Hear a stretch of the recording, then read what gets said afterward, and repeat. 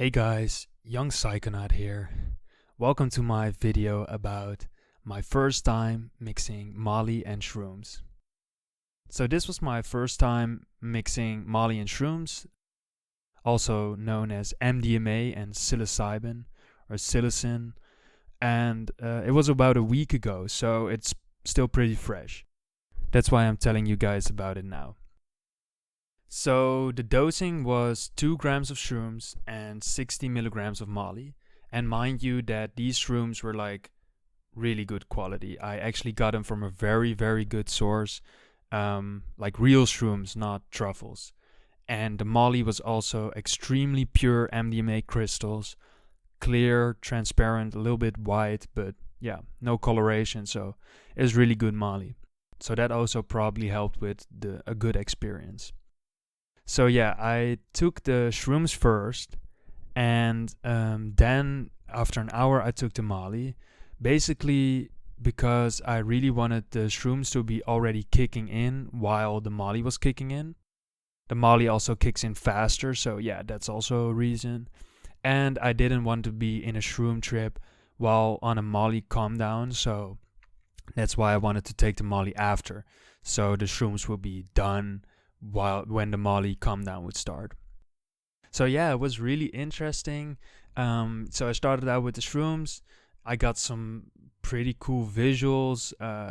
I basically had just a normal like shroom trip. It wasn't that intense because it was just 2 grams, but yeah, it was really cool. So after an hour I took the Molly, and the Molly, I don't know why, but almost all my visuals went away immediately after the Molly kicked in. So I don't know if that's like a thing, but at least for me that was very interesting. So before I took the Molly with the shrooms, I really felt like just the extremely relaxed vibe of the shrooms, like very chill, sitting on the couch listening to like some ambient music, some shaman music. I will list it in the description below for you guys. It's really good to have like chill music for the come up, especially if you have come up anxiety. And then after I took the Molly, like the whole vibe kind of changed. It was still really chill, but I really wanted to move. I really wanted to like dance to the music, and it was much more stimulating, which was expected, of course. But that was really interesting. So basically I just danced for a few hours in my living room. After the Molly kicked in, I started listening to some hip hop, some trap, some plug, and yeah, it just hit differently. It was so amazing. The music, the visuals weren't very strong, the bodily sensations weren't also very strong, but it was mainly like just like the music was really intense, really cool, very like deep in my bones feeling of like the bass and the 808s. So yeah, it was really nice. And after a few hours, it wasn't very, very intense. So after a few hours, like 3 to 4 hours, I started doing some cannabis. So I did a few dabs, not too much, but like, yeah, it really like put me back into like a very trippy state, I would say. And if you're into things like Playboy Cardi or something like that, like it just hit differently on the Molly and shrooms. So yeah, I would definitely recommend listening to music.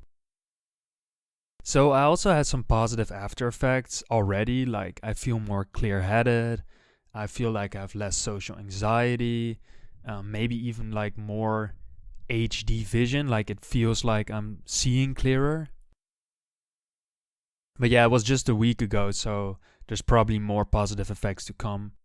And also about less social anxiety, it actually makes sense because there have been studies that say that if you take MDMA, the connection between the amygdala and your social center is weakened. The amygdala is responsible for fear. So yeah, it makes sense that if the connection is weakened, then you would have less social anxiety. I'm not saying you should take MDMA for less social anxiety, but it is one of the positive effects if you do it once in a while. So yeah, it was really cool.